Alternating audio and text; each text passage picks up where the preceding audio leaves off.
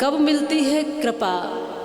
जब हम निर्मल, पवित्र और कोमल, सहज और सरल बनकर बैठते हैं। एक बालक की तरह बैठेंगे, अपने समस्त अहंकारों को, अपने सब अविद्याओं को, अपने सब अवगुणों को माँ के चरणों में समर्पित करके जब सहज होकर बालक की तरह प्रार्थी उपासक बनकर बैठेंगे तो निश्चित ही वो सब मिलेगा जिसके आप अधिकारी हैं या जो आप चाहते हो। सब उसके हाथ में है। ये कथा आपको भगवती का ही स्वरूप का दर्शन करा रही है। बहुत से लोगों को श्रीमद् देवी भागवत कथा का या श्रीमद् देवी भागवत महापुराण का कई बार पता नहीं होता, ये कथा क्या है, इस कथा में क्या है। तो जैसे श्रीमद् भागवत कथा सुखदेव जी ने राजा परीक्षित को श्रवण कराई जब उनको श्राप लगा था कि 7वें दिन तक्षक डसेगा, तो अपने भय की मुक्ति के कारण और मोक्ष के लिए सुखदेव जी से परीक्षित जी ने कथा श्रवण की थी, श्रीमद् भागवत कथा। लेकिन जब परीक्षित जी को तक्षक ने डस लिया तो क्रोध में आकर के उनके पुत्र जन्मेजय ने सर्प यज्ञ शुरू कर दिया, सांपों की आहुति देना शुरू कर दिया।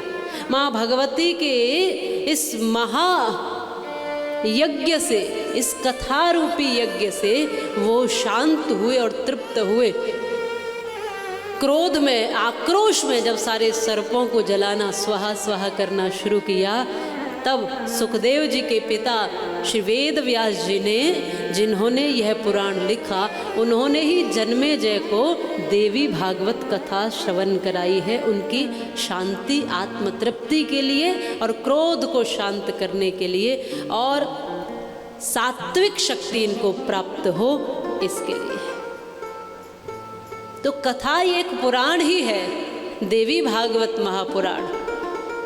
इसमें माँ भगवती के महाशक्ति और आदि शक्ति का वर्णन है और माँ भगवती ने कब कब कहाँ कहाँ प्राकट्य किया, कब कब अपने स्वरूप वो निर्गुण से साकार बनकर, सगुण बनकर प्रकट हुई है, इसका विवेचन है, इसकी कथा है। यह कथा भी 12 स्कंदों में ही आती है। श्रीमद् देवी भागवत कथा भी 12 स्कंदों में है, 12 स्कंदों में है और 318 अध्यायों में है, 18,000 श्लोकों में श्री वेद व्यास जी ने इसकी रचना की है। ऐसे पावन ग्रंथ की सानिध्य में आकर हम सब कृतार्थ हो सके, यही हमारा सार भाव है। माँ भगवती की जो प्रथम माँ शैलपुत्री है ना, जिनका प्रथम दिवस मानते हैं हम, उन माँ भगवती की उपासना करने से हमारे आत्मिक और आंतरिक शक्ति ऊर्ध्वगमन की ओर जाती है, हमारी शक्ति ऊंचाई की ओर, ऊपर की ओर जाती है।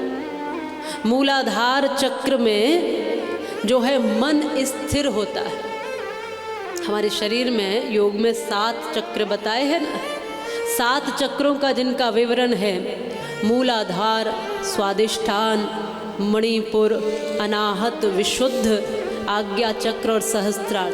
तो जो सबसे नीचे जो चक्र है वो है मूलाधार। उस मूलाधार को एक शक्ति के रूप में, कुंडलिनी के रूप में उस शक्ति को ऊपर की ओर ले जाती है। इसीलिए हम शैलपुत्री के उपासक बनते हैं, उनकी उपासना करते हैं। माने मूल में जो हमारी शक्ति है वो यदि नीचे की ओर चली गई तो हम संसार में जाते हैं, और वही शक्ति ऊपर की ओर जाती है, तब हम आध्यात्म और भगवान के श्री चरणों से जुड़ते हैं, भगवती की कृपा से जुड़ते हैं और विराट स्वरूप को धारण करते हैं। तो वो जो हमारी शक्ति है मूलाधार में, वो ऊंची हो, ऊपर को हो और हम सब का कल्याण करे, ये माँ भगवती। इसलिए इसकी उपासना और इनका मूल मंत्र है प्रथम माँ भगवती का, ओम ह्रीं श्रीं हूं और फट। यह इनका मंत्र है।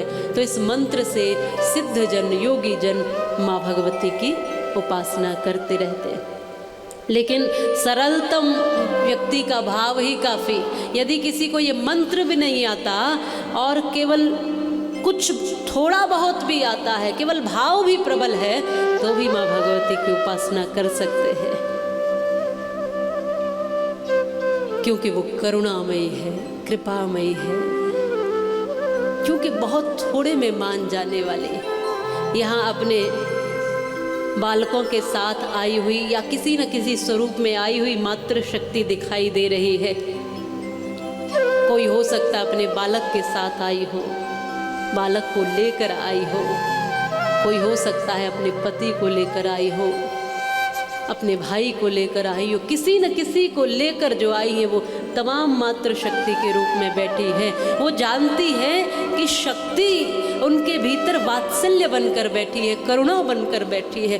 कितने कितने समय तक आप अपने बालकों को हृदय से लगाए हुए, कितनी भी पीड़ा में हो, कितनी भी स्थिति में, कैसी भी स्थिति में हो, लेकिन साथ नहीं छोड़ती ना, उसके आसपास हर दुख में, हर पीड़ा में साथ रहती हो। तो आपका तो एक दो बालक है, उनकी इतनी चिंता करती हो, माँ भगवती के तो सब बालक ही बालक है, तो उनको तो हर पहर आप सबकी, हम सबकी चिंता होती। इसलिए कष्ट निवारण करने के लिए बैठी है, पर थोड़ा सा बालक को उसकी सानिध्य तो प्राप्त करनी पड़ेगी, नज़दीक तो आना ही पड़ेगा।